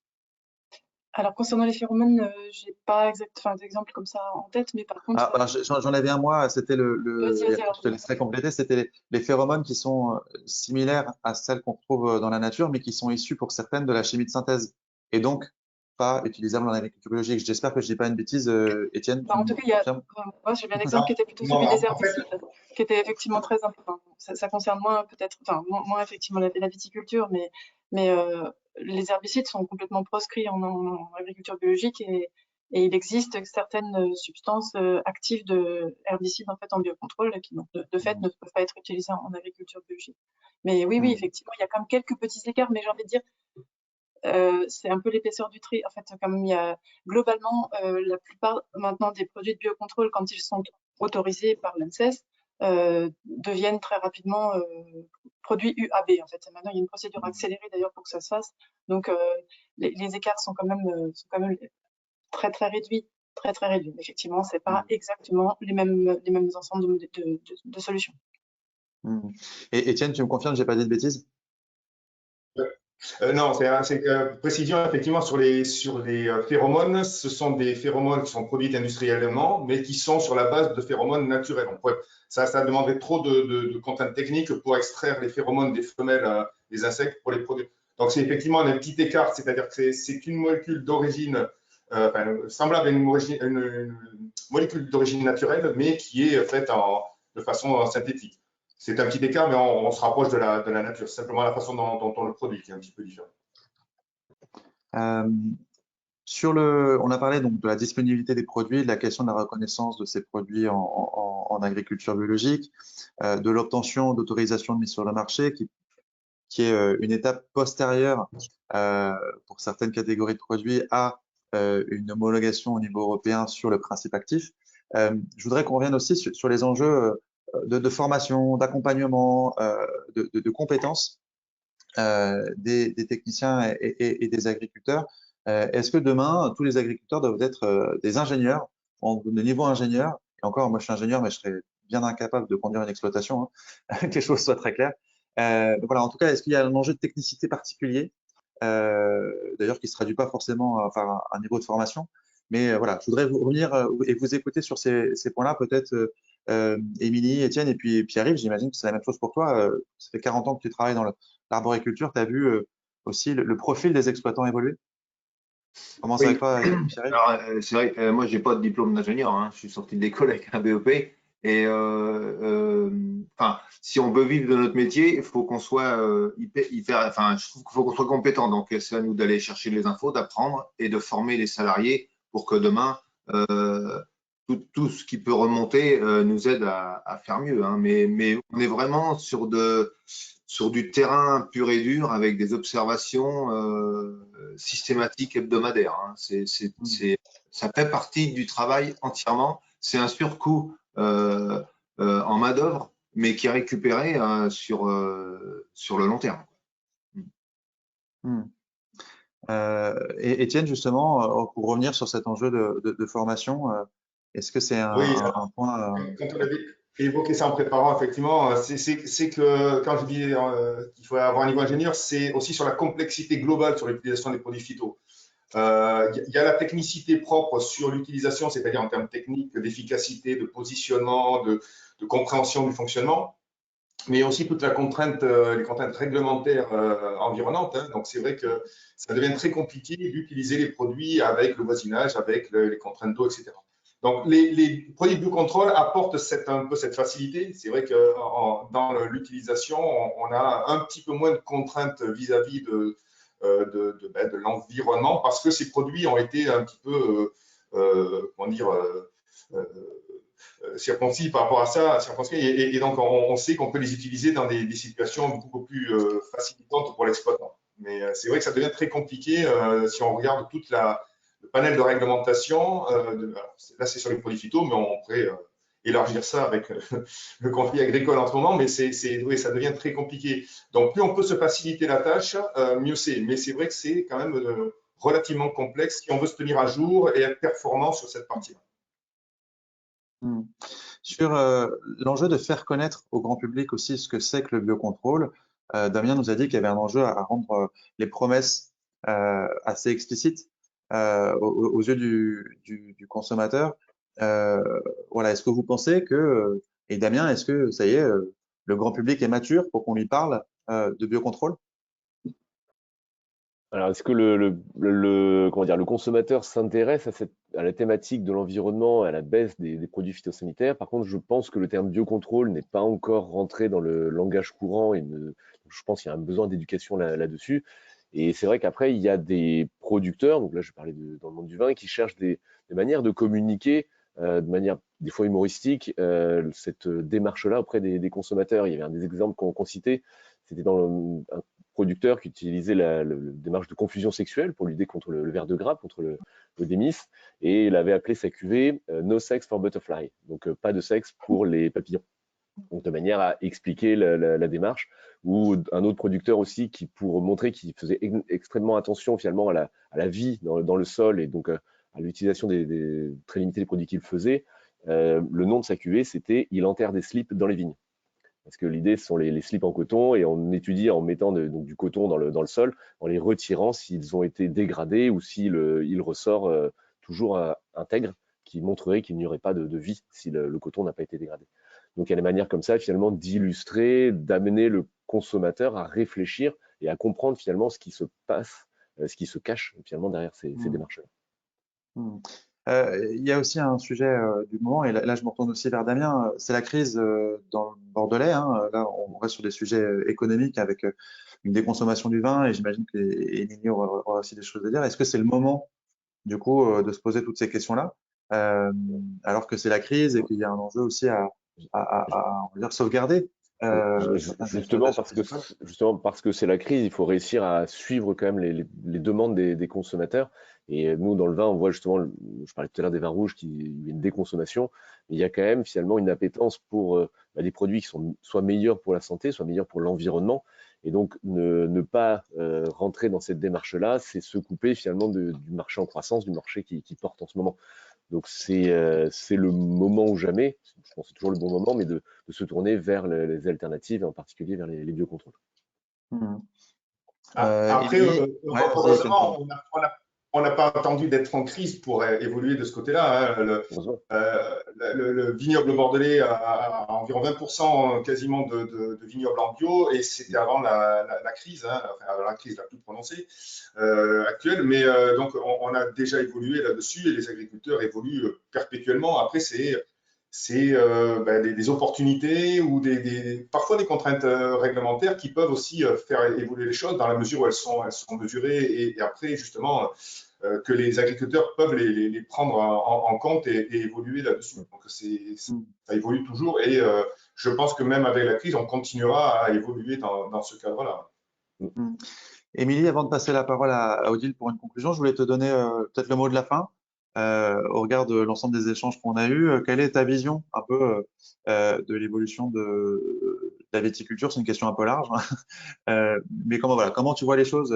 Est-ce que tu es enthousiaste? On est dans un contexte un peu particulier, là, on l'a dit, avec une gronde chez les agriculteurs et les agricultrices qui sont en quête de reconnaissance sociale et économique de tous ces efforts-là. Comment tu vois les choses en un mot?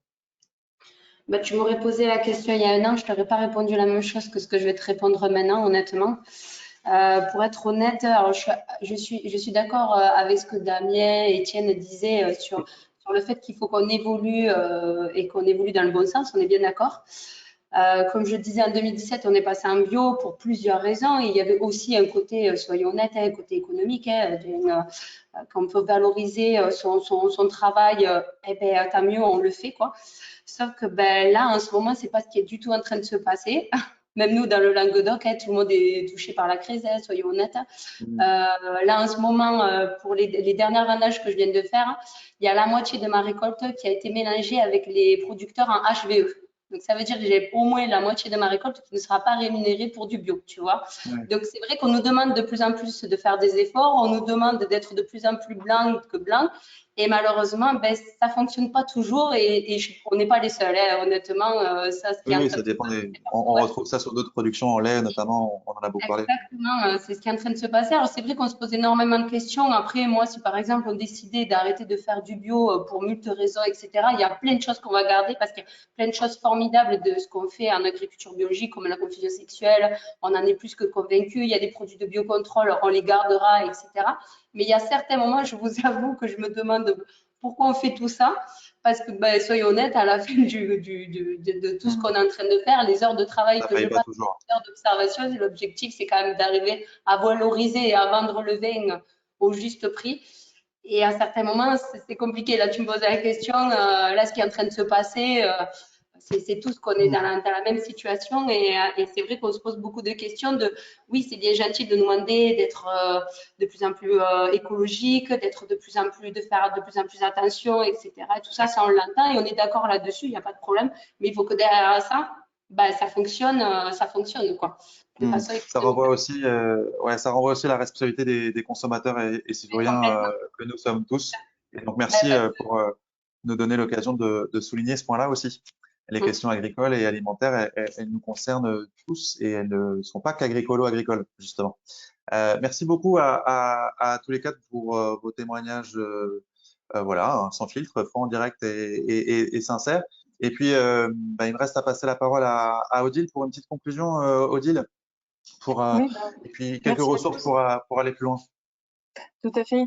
Donc, vraiment merci à tous. Moi, je voudrais retenir 3 mots-clés. Je vais aller assez vite parce qu'effectivement, on approche de la fin. Bon, alors, donc, le mot alternative, le biocontrôle, cette formation, enfin, ce webinaire d'aujourd'hui, c'était pour parler de cette alternative face au retrait de solutions hein, qu'on a évoquées au début pour des raisons de toxicité. Donc, le biocontrôle, ce sont des alternatives qui sont découvertes et puis ensuite mises sur le marché et déployées auprès des agriculteurs à moindre risque. Et bon, donc il y a des plans en cours, notamment un plan d'anticipation du retrait de substances actives qui est mis en place au niveau du gouvernement. Moi, ce que je voudrais aussi retenir, c'est la notion de collectif, parce que là, tous, vous êtes inscrits dans des collectifs qui sont votre force aussi pour utiliser ces produits, pour savoir comment être formé, pour savoir comment être conseillé. Donc, ces collectifs, ce sont à la fois des coopératives, ce sont des chambres d'agriculture, ce sont des collectifs d'agriculteurs divers, en fait, rattachés aussi à des labels. Je trouve ça très, très bien qu'on l'ait évoqué, parce que du coup, ça me fait évoquer mon troisième mot-clé, qui serait le mot responsabilité. Donc la responsabilité que tu as évoquée, Pierre, du consommateur, finalement, tous, on est aussi responsables de ce qui se passe aujourd'hui. Et avec notre porte-monnaie, on peut aussi agir. Donc, je le dis, On va faire bien ce sûr, peu. à titre aussi personnel, dans l'accompagnement des transitions agricoles et alimentaires. Donc, ce sont des solutions qui s'utilisent en combinaison, donc qui sont pas, qui peuvent pas s'utiliser avec tous les autres produits, comme l'a dit Émilie, ou comme on dit Pierre-Yves et Étienne, mais qui souvent quand même le biocontrôle s'utilise avec d'autres solutions, avec la prévention, la prophylaxie qui a beaucoup été évoquée, mais qui fait aussi partie du biocontrôle, hein, les pièges, les phéromones en font partie, avec aussi les substances de base. Alors là, on a été évoqué le chitosane, en fait, c'est pas tout à fait du biocontrôle, mais en fait, c'est un effet phytopharmaceutique et c'est des préparations naturelles peu préoccupantes, donc c'est aussi des éléments qui sont intéressants. Et puis il y a aussi des biostimulants qui agissent sur des effets abiotiques, mais ont été évoqués bien sûr la confusion sexuelle, l'observation, ou même du mélange avec des solutions conventionnelles en fait existantes qui ne sont pas de biocontrôle. Des projets de recherche sont en cours, donc ça c'est l'un des mots-clés d'innovation. C'est très dynamique et il y a un grand défi biocontrôle et biostimulant qui est en cours de construction et qui va permettre donc de trouver de nouvelles alternatives, de nouvelles solutions. Donc merci beaucoup à tous et puis à Pierre aussi pour l'organisation. Avec grand plaisir. Moi, il me reste juste à vous dire que pour aller plus loin, on organise justement sur ce sujet d'innovation dans cette série Biocontrôle, il relève le défi cette série de webinaires qui s'appelle Biocontrôle, il relève le défi. On organise un webinaire tout début avril, ce sera probablement le 2 avril, un webinaire qui s'intitule Il relève le défi de l'innovation. On va revenir sur toute forme d'innovation qui accélère la mise sur le marché de produits de biocontrôle, sur les aspects réglementaires, sur les aspects d'accompagnement aussi de ces produits sur le terrain par des agroéquipements, des outils numériques. Le portail Ecophytopic, un portail bien connu où vous retrouverez tout un tas d'informations sur la protection intégrée des cultures. Et puis, on voulait avec Odile insister sur un parcours de formation en ligne qui est gratuit, qui s'appelle DigiAgro, où toutes les principales filières sont représentées et les solutions, en tout cas les formations concernant la viticulture sont déjà en ligne. Et pour ce qui concerne l'arboriculture, c'est en train de se déployer sur la plateforme My Green Training Box. Je vous ferai passer le replay de ce webinaire à tous les participants ainsi que ses supports et vous retrouverez du coup les liens pour accéder à ces informations. Et il me reste à nouveau à remercier les intervenants. Merci Odile, Damien, Pierre-Yves, Émilie et Étienne. Et merci à vous tous les participants pour votre écoute active, l'ensemble des questions que j'ai essayé de synthétiser et de partager en live. Et puis, on a été à peu près, je pense, 150 personnes plus ou moins tout au long du webinaire, donc c'est très, très chouette. Et je vous remercie de prendre une minute, chers participants, pour répondre à l'enquête de satisfaction qui va s'afficher juste après la clôture de ce webinaire. Merci à tous et puis à très bientôt. Au revoir. Au revoir.